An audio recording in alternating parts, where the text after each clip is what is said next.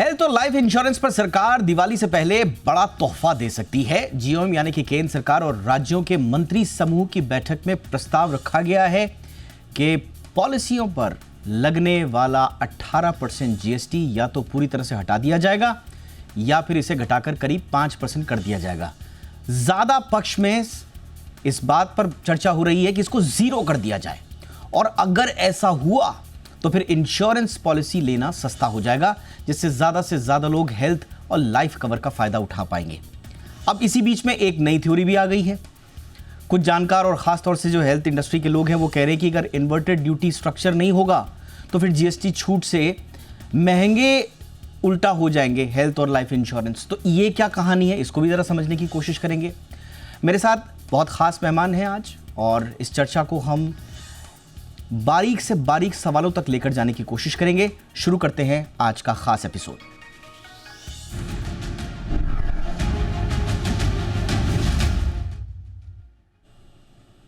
स्वागत करते हैं हमारे साथ खास मेहमानों का। निमेश अग्रवाल हमारे साथ जुड़ चुके हैं, डायरेक्टर हैं digital business unit and CMO Niva Bupa. बहुत बहुत स्वागत है आपका अग्रवाल जी हमारे शो पे। नीलेश साठे साहब है हमारे साथ, पूर्व सदस्य लाइफ एडाई और पूर्व ईडी एलआईसी। बहुत बहुत स्वागत है साठे सर आपका हमारे शो पे। हर्ष रुंगटा सर हमारे साथ, फाउंडर फी ओनली इन्वेस्टमेंट एडवाइजर्स एलएलपी के। रुंगटा सर गुड इवनिंग, बहुत बहुत स्वागत है। और हमारे साथ हैं आदित्य शाह साहब जो कि फाउंडर हैं हरक्यूलिस एडवाइजर्स के। बहुत बहुत स्वागत है शाह जी आपका भी हमारे शो पे। निमेश जी, चर्चा की शुरुआत आपसे कर रहा हूं। सबसे पहले तो इंडस्ट्री की ओर से हम आपको एक रिप्रेजेंटेटिव मान रहे हैं, जरा बताइए कि ये जो 0% जीएसटी करने का बड़ी पुरानी डिमांड थी जनता की, अब सरकार जो जीओएम है उसने भी ये रिकमेंड कर दिया है, तो इस पर आप लोगों की क्या प्रतिक्रिया है? दीपक जी, पहले तो बहुत बहुत धन्यवाद मुझे आपके शो पे इनवाइट करने के लिए। स्वागत। और जैसा कि आपने कहा, जीएसटी पे रिलैक्सेशन काफ़ी पुरानी डिमांड है इंडस्ट्री की, और ये काफ़ी अच्छा इनिशिएटिव है by GoM. Hopefully this will get passed.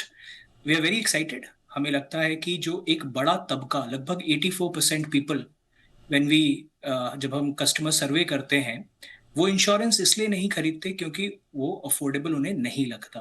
तो 18% अगर जीएसटी उसमें से माफ हो जाएगा तो काफी अफोर्डेबल 18% काफी बड़ी धनराशि होती है एक बड़े तबके के लिए।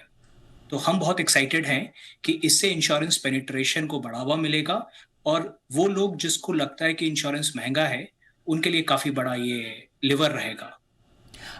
बट निमिष जी, इंडस्ट्री की तरफ से ही एक दलील ये बार बार आ रही है कि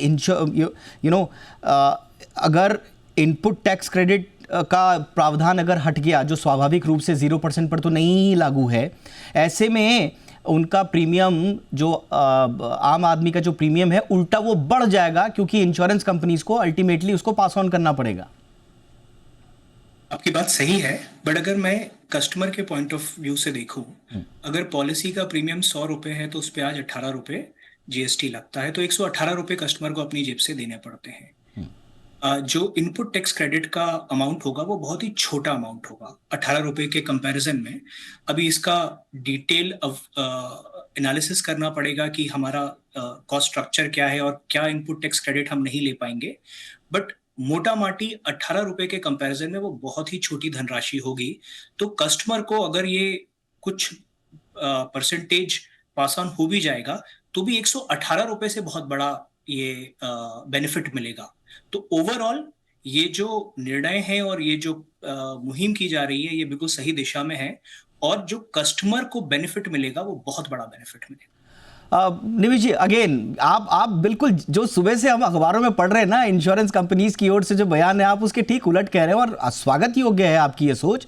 इनफैक्ट कम से कम उन बाकी लोगों को आप एक राह दिखा रहे हैं जो रोना रो रहे हैं कि साहब हमारा इनकम टैक्स क्रेडिट खत्म हो जाएगा, हम कहाँ से अपने ऑफिस किराया, आईटी सेवाएं, इन सब का पैसा देंगे। थोड़ा अगर आप हमारे दर्शकों को बता पाएं कि कितना पैसा आप लोग का जो खर्चा का जो मोटा मोटा जो पैसा होता है, वो कितना खर्चा आपका इंश्योरेंस पे जाता है, और जो आपके जो बाकी के जो ऑफिस का किराया, कंप्यूटर सर्विस, मार्केटिंग वगैरह में, इसमें कितना जाता है? देखिए, इंश्योरेंस कंपनी का, स्पेशली हेल्थ इंश्योरेंस कंपनी का जो सबसे बड़ा हिस्सा है, 100 रुपए का अगर हम प्रीमियम कस्टमर से लेते हैं तो 70-75 रुपए तो क्लेम कॉस्ट में ही जाता है ना। जो हिस्सा एक्सपेंसेस में रहता है वो काफी छोटा हिस्सा रहता है। तो जाहिर सी बात है उस छोटे हिस्से पे जब 18% इनकम टैक्स रिबेट हम नहीं ले पाएंगे, इनपुट टैक्स क्रेडिट, तो that will finally come out to be a very small amount. जो कस्टमर के लिए बड़ी इंपॉर्टेंट चीज है कि वो 18 रुपए आज जेब से देते थे, ना वो इंश्योरेंस कंपनी को जाता था, ना वो सरकार के पास जाता था। सरकार जब वो 18 रुपए कम कर देगी और उसके अंदर एग्जैक्ट अभी कितना कैलकुलेशन नीवा बूपा के लिए या अलग अलग कंपनीज के लिए होगा, क्योंकि ये मुहिम कल उठी है तो there is work happening on it, so it will be very difficult to say कि एग्जैक्ट क्या बनेगा। Okay. बट इस चीज के लिए मैं बड़ा ही एक्साइटेड हूं और हम सब नीवा बूपा में काफी एक्साइटेड हैं कि एक बड़ी राहत कस्टमर्स को मिलेगी और ये इंश्योरेंस का पेनिट्रेशन बढ़ाने में और 2047 में इंश्योरेंस फॉर ऑल का गवर्नमेंट ऑफ इंडिया और रेगुलेटर का जो विजन है उसके लिए बिल्कुल ये सही दिशा में एक कदम उठाया जा रहा है। निमिष, मैं जानता हूं आपके पास समय कम है, लेकिन मैं चाहूंगा थोड़ा आप रहिए हमारे साथ। एक दो सवाल मेरे और हैं, लेकिन मैं बीच में इंट्रोड्यूस कर रहा हूं आदित्य शाह को। नीलेश साठे सर और हर्ष रुंगटा सर बहुत ध्यान से सुन रहे हैं, मैं उनके इनपुट्स भी लूंगा, उनसे तो हम अरसे से ये बात कर रहे हैं। बट आदित्य के पास जाना इसलिए ज़रूरी है क्योंकि आदित्य भी उस थ्योरी को एक तरह से सामने रख रहे थे कि कैसे उल्टा ये ग्राहकों का प्रीमियम बढ़ा देगा। आदित्य, अब निमिष तो साफ साफ कह रहे हैं कि जो खर्च है, जो क्लेम पेमेंट्स का जो खर्च है वो ज़्यादा है, ये जो आईटीसी का हिस्सा बड़ा छोटा है, तो इतना ज़्यादा नहीं आएगा कंज्यूमर पर बोझ। देखिए, बिल्कुल सही बोल रहे हैं कि इंश्योरेंस कंपनी का जो सबसे बड़ा कॉस्ट है वो क्लेम कॉस्ट ही है। 18% पूरा ट्रांसफर नहीं होगा कस्टमर्स को, ये बात है। अभी कितना आईटीसी क्रेडिट से फर्क पड़ेगा वो सारी कंपनीज अभी स्टडी कर रही है। मेरे हिसाब से आई थिंक 10 से 12 से 15% के आसपास जो है वो ट्रांसफर होगा कस्टमर्स को। पूरा 18% मेरे हिसाब से नहीं ट्रांसफर होगा, क्योंकि 0% पे ऑब्वियसली गवर्नमेंट आईटीसी को हटा देगी और आईटीसी को हटाने के बाद थोड़ा बहुत कॉस्ट इन्फ्लेशन जो है वो कस्टमर्स को होगा। पर ये बहुत ज़्यादा ज़रूरी है, एक बहुत ज़्यादा ज़रूरी गौर बात करने जैसी है कि सीनियर सिटीजन्स का जो प्रीमियम है वो साल दर साल बढ़ते ही जा रहा है। और अब 2 सीनियर सिटीजन का जो प्रीमियम है वो नियरली अबाउट 1 लाख रुपए एक मेट्रो सिटी में आ जाता है। अब अगर उनको वहां पे एटलीस्ट 15% की भी राहत मिलती है तो सीधा सीधा उनको 15,000 रुपए का जो जीएसटी है, 15,000 रुपए का जो प्रीमियम है वो कम हो जाएगा। और सीनियर सिटीजन जिनके पास कोई भी इनकम नहीं है, वो एक प्रॉब्लमेटिक सिनेरियो हो रहा था कि उनके लिए अनअफोर्डेबल हो जा रहा था। तो ये अच्छी बात है, पर पूरा ट्रांसफर नहीं होगा। किस हद तक ट्रांसफर होगा वो कंपनियां आगे चल बट आदित्य, ये जो सुबह से हेडलाइंस बन रही है, कुछ पब्लिकेशन चला रहे हैं कि 7 to 8% बढ़ जाएगा प्रीमियम, ये हेडलाइंस पर अब आपका क्या कहना है? 7 to 8% नहीं बढ़ेगा। कॉस्ट एस्केलेशन साल दर साल होती रहेगी कंपनीज की, और धीरे धीरे करके वो कंपनीज पास ऑन करेगी।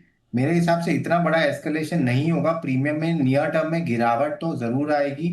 वो कितनी गिरावट आएगी वो अभी क्वांटिफाई करना मुश्किल है, क्योंकि सब कंपनीज ने अभी अपना वर्किंग चल रहा है। तो मेरे हिसाब से 10 से 12% के आसपास आनी चाहिए, जितनी मैंने अभी बात की है अपने इंश्योरेंस इंडस्ट्री के सूत्रों में। पर ये भी एक रफ ही नंबर है, अभी तो वर्किंग हो रही है इंडस्ट्री। राइट, एब्सोल्युटली, अभी वर्किंग हो रही है, हर कोई कैलकुलेशन कर रहा है। निमिष को क्योंकि जाना है तो उनसे एक सवाल मैं लूंगा, इसी पर कंफ्यूजन निमिष दूर कर दीजिए। कितना बढ़ेगा वो तो आपने कम से कम ये दे दिया कि बहुत ज़्यादा बोझ जो है इसको दूसरे रूप में लेने की आवश्यकता नहीं है, कम ही होगा। कितना कम होगा, इसका कोई आंकड़ा अभी तक आप लोग कोई आकलन कर पाए निमिष की एक व्यक्ति पर इसका कितना छूट मिलेगी परसेंटेज में? दीपक, जैसे मैंने कहा कि जितना उत्सुक आप हैं ये सवाल जानने के लिए, उतना उत्सुक हम भी हैं।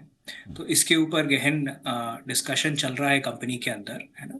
काफी पुरानी डिमांड थी और अचानक से देर आए दुरुस्त आए वाली बात है ये। तो हम भी काफी एक्साइटेड हैं। पर जैसा मैंने पहले कहा था, जो 18 रुपए एक्स्ट्रा जा रहा था वो 18 रुपए में से भारी बचत होगी, है ना। एग्जैक्ट कितना होगा वो उस पे अभी काम चल रहा है। Alright, thank you so much Nimish, आपने वक्त निकाला और हमारे सवालों का सीधा जवाब दिया, बहुत बहुत धन्यवाद आपका। अब मैं आगे बढ़ता हूं और नीलेश साठे सर आपके पास आ रहा हूं। और जिस वक्त सर आप मेंबर थे एडाई के, मैं कहीं पढ़ रहा था और सुन भी रहा था कि उस वक्त भी आपने ये आवाज़ उठाई थी कि 18% जीएसटी अत्याचार है, अगर मैं सही कह रहा हूँ। आपने शायद यही शब्द कहा होगा कि ये तो अत्याचार है, और उस समय कहा गया था कि भाई आप तो बड़े हार्श शब्दों का इस्तेमाल कर रहे हैं। तो सही बात है। आज आप तो सर बड़े खुश होंगे, लेकिन हमारी ये खुशी क्या वाकई में प्रैक्टिकल है, या इसमें कुछ और पेज भी हैं कि ऐलान बड़ा हो गया, दिशा बिल्कुल सही जा रही है, लेकिन ऐसा ना हो कि खोदा पहाड़ निकली चुईया आखिर में? नहीं, पहली बात तो यह है कि ये ऐलान नहीं कह सकते, क्योंकि ये रिकमेंडेशन है, उसके बाद जीएसटी काउंसिल ये निर्णय लेगी। Correct sir. जनरली वो निर्णय जो ग्रुप ऑफ मिनिस्टर्स जो सजेस्ट करते हैं उसी लाइंस पे होता है, मगर आज ये कहना ठीक नहीं है कि ये हो गया है। इसके लिए और कुछ समय लगेगा।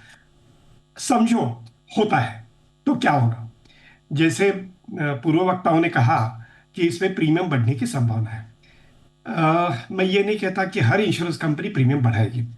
क्या होता है कि प्रीमियम जब वर्कआउट करते हैं ना, तो कुछ एजम्पशंस होते हैं।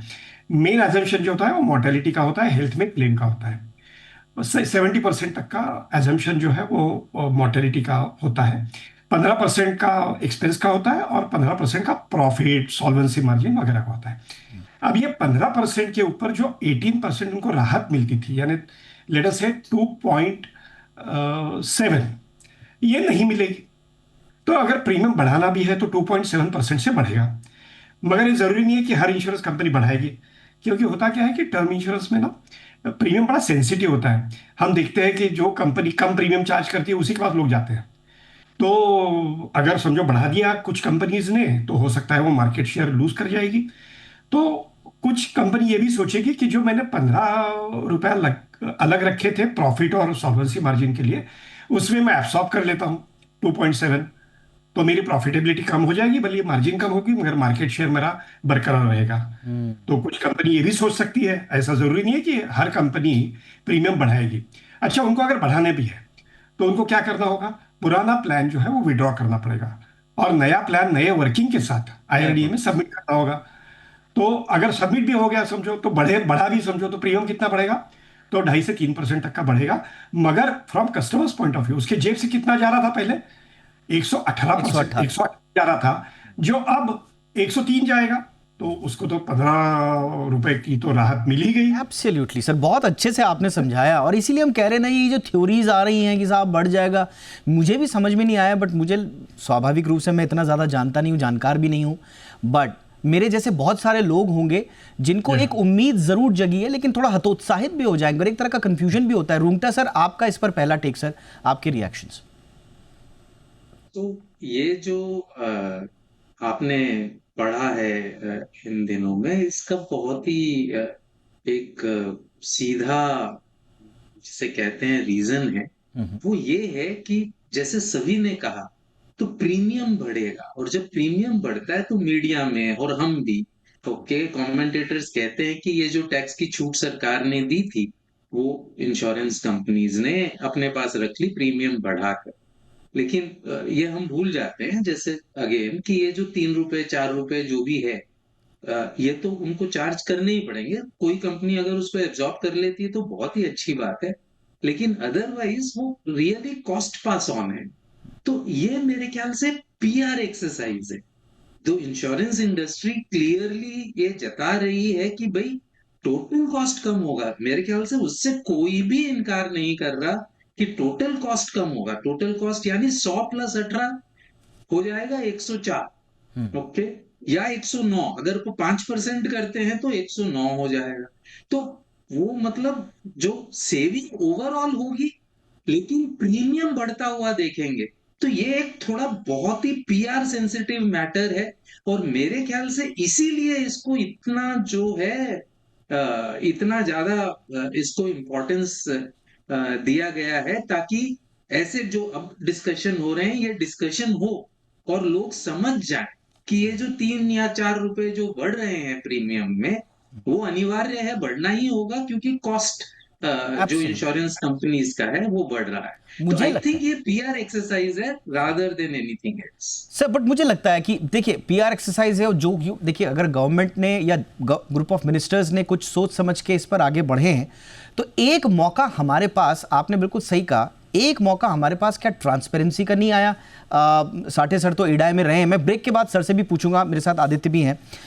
क्या ये मौका इस वक्त ट्रांसपेरेंसी का नहीं है? क्योंकि कंपनियां तो बताती नहीं है कि वो कितना आईटीसी ले रही हैं, कितना पास ऑन कर रही हैं। तो क्या अब ऐसा मैकेनिज्म भी हो जाना चाहिए कि भाई आप साफ साफ थोड़ा सा बताइए, ताकि एक ट्रांसपेरेंसी आए? क्योंकि ये कंफ्यूजन आम लोगों को तो अब पता चल रहा है कि भाई आईटीसी क्या होता है, कितना उनका क्लेम पेमेंट्स में जा रहा है। तो जितना ज़्यादा ट्रांसपेरेंसी होगी उतना ज़्यादा ग्राहक को इन्फॉर्म चॉइस लेने में मदद होगी। एक छोटे से ब्रेक के बाद इस चर्चा को आगे बढ़ाएंगे।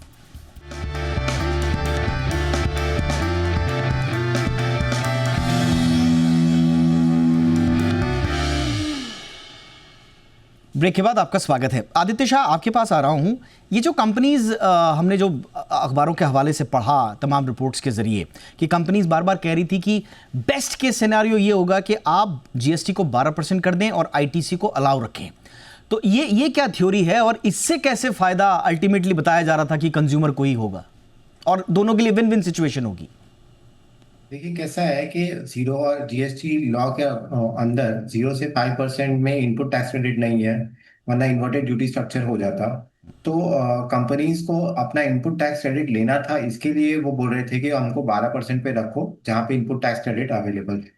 अब नेट नेट ये हो गया है कि 12% का जो स्लैब है वो एंटायरली आउट ही हो गया है। So from the governments perspective, government चाहती है कि लोगों को सहूलियत मिले। जैसे कि मैंने पहले भी कहा, बहुत बड़ी चीज है कि सीनियर सिटीजन्स के प्रीमियम अनअफोर्डेबल हो रहे हैं, क्योंकि सीनियर सिटीजन्स, अगर आप हेल्थ इंश्योरेंस की बात करेंगे तो वही सबसे बड़े पैमाने पर उनको ही इंश्योरेंस की जरूरत है। तो वहां पे अनअफोर्डेबिलिटी का जो फैक्टर है वो इंडस्ट्री टेक केयर नहीं कर रही है। बार बार प्रीमियम हाइक्स ऐसे हो रहे हैं जैसे अनअफोर्डेबल होता जा रहा है। तो ये जो 12% वाला स्ट्रक्चर है वो तो आउट ही है, क्योंकि गवर्नमेंट ने वो स्लैब ही पूरा विड्रॉ कर लिया है। तो बात थी कि आप 0% पे रखो या 5% पे रखो।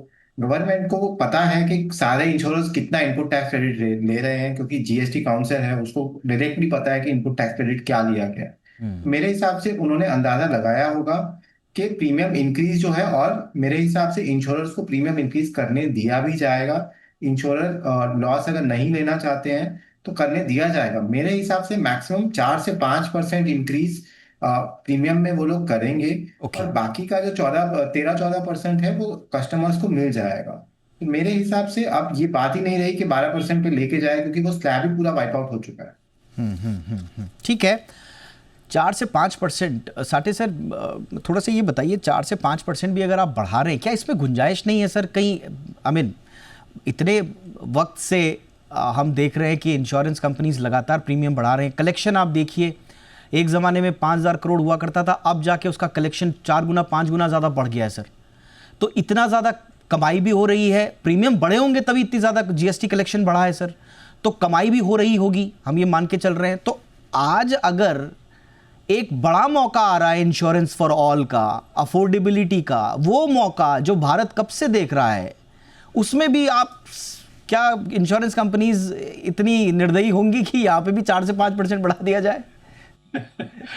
निर्दयी तो मैं नहीं कहूँगा जी। हर एक को बिजनेस करना है और प्रॉफिट तो कमाना ही है।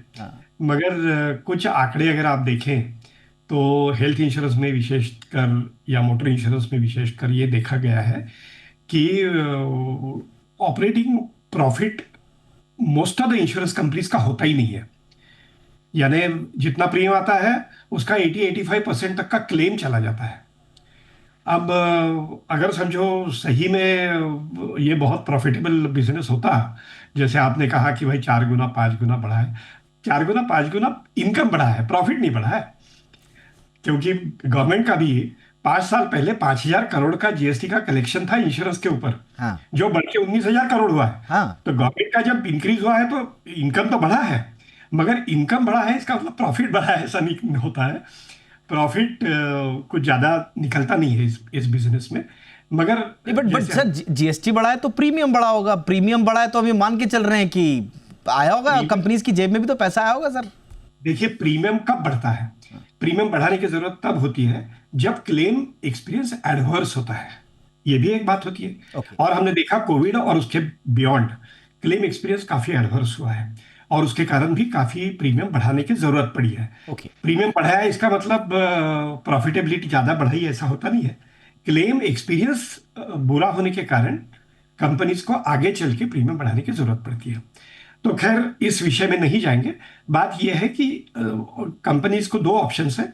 एक होता है कि कुछ इसका जो इनपुट टैक्स क्रेडिट का बेनिफिट अब नहीं मिलने वाला है, वो कहीं प्रॉफिट मार्जिन जो लोड की है प्रीमियम वर्कआउट करने के समय उसमें कम की जाए। अब कोई ज़रूरी नहीं है कि 15% का प्रॉफिट मार्जिन होना ही चाहिए। अगर समझो 3-4% आता है इंक्रीज इन प्रीमियम, वो अगर प्रॉफिट में एब्सॉर्ब किया तो प्रीमियम बढ़ाने की भी जरूरत नहीं पड़ेगी। या हो सकता है कुछ कंपनी सोचेगी कि उसका आधा जो है वो हम एब्सॉर्ब कर लेंगे और आधा इंक्रीज कर लेंगे। और प्रीमियम इंक्रीज का मतलब जरा फिर से देखना चाहिए कि प्रीमियम जो था पहले 100 रुपये था, मगर कस्टमर के जेब से 118 जा रहा था। तो प्रीमियम 118 नहीं था, प्रीमियम तो 100 ही था, 18 रुपये गवर्नमेंट को जाता था जी। मगर ये 100 रुपया जो है उसका आप समझो 102 हो गया या 103 हो गया, फिर भी कस्टमर को 15 रुपये का तो बेनिफिट मिल ही गया।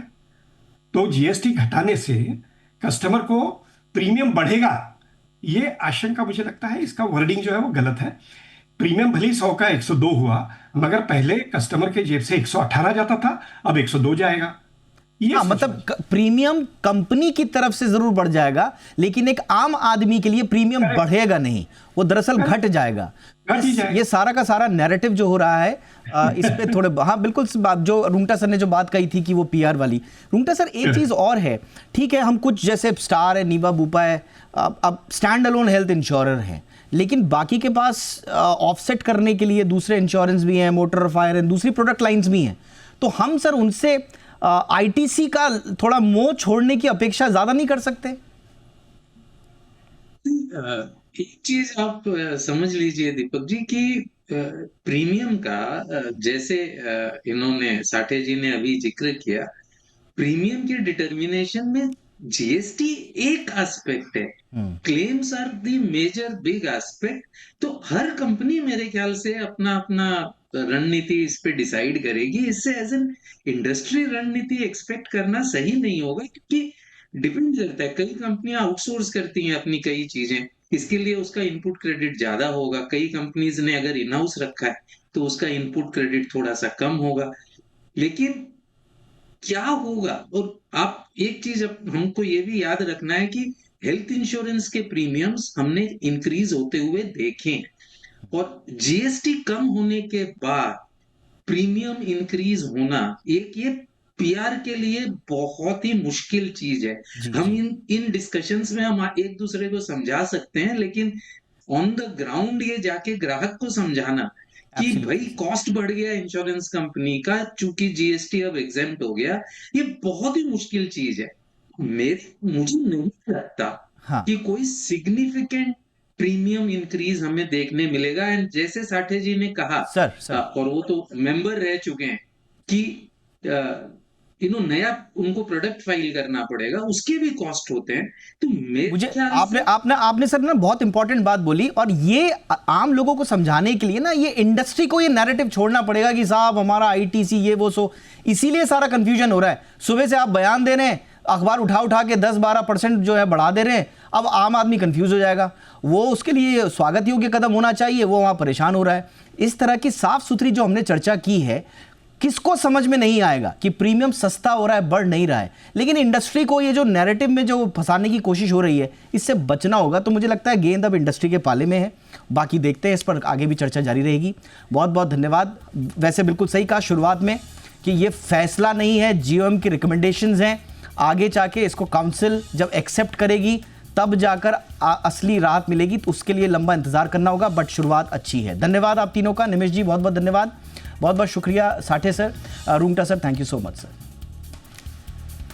शो में इतना ही, नमस्कार।